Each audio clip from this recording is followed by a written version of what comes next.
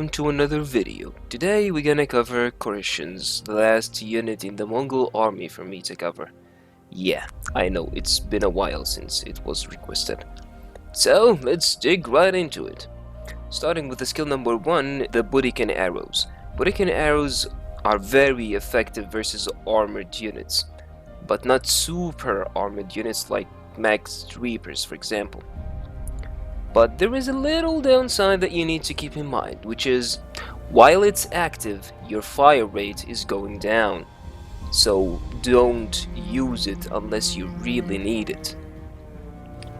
Jumping into skill number 2, which is the encirclement. That's the way I like to call it. I know it's really so tempting to use it, but don't, because this skill is very situational.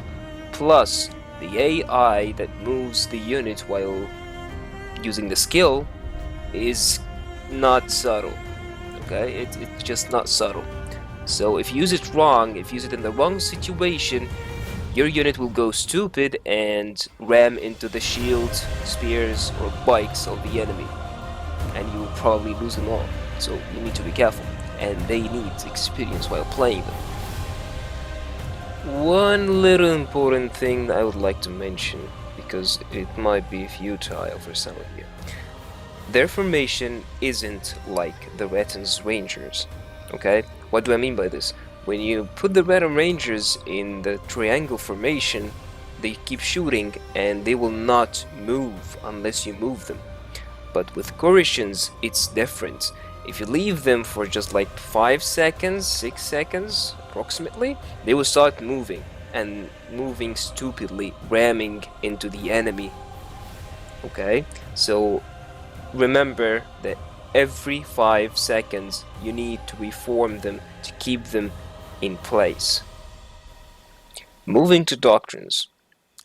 So as I mentioned before, they have low defense and almost low HP as well, so try to increase both of them. But if you're skilled enough, you will actually prefer damage over their HP, because they will still tend to die quickly as well, even with the Doctrines. Please note one little thing, which is all these clips are recorded while this unit is still level 9, which means their accuracy is going to increase and their damage output will be increased when you max them. So don't judge by the damage you're seeing in my clips. You're approximately gonna get like 200 to 400 more damage than what you're seeing on my screen. I know this video is a bit longer than expected, but just bear it with me, because worse is yet to come. This unit is really hard to control and it needs a lot of experience, so I'm trying to give you as much as possible in this video. Before we venture deeper, just let's talk about two things.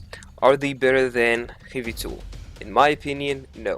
Are they an S tier unit? Absolutely no. They are barely a negative tier unit, and maybe, just maybe, if you're just gonna extract them out of their category, they become a B+ unit. But they're still the best unit in their category, that's why I have put them in a negative tier.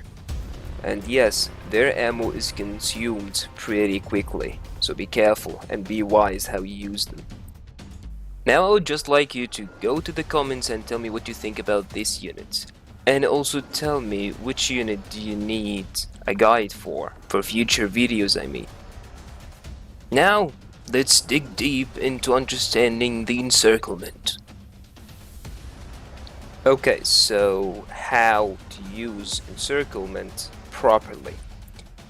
Rule number 1, your enemy need to be stationary, not moving around. Rule number 2, they shouldn't be spread wide, because every soldier in your unit will track only one of them, which is the closest to him, and then start circling around him, resulting in ramming into one of the enemy's units. Okay?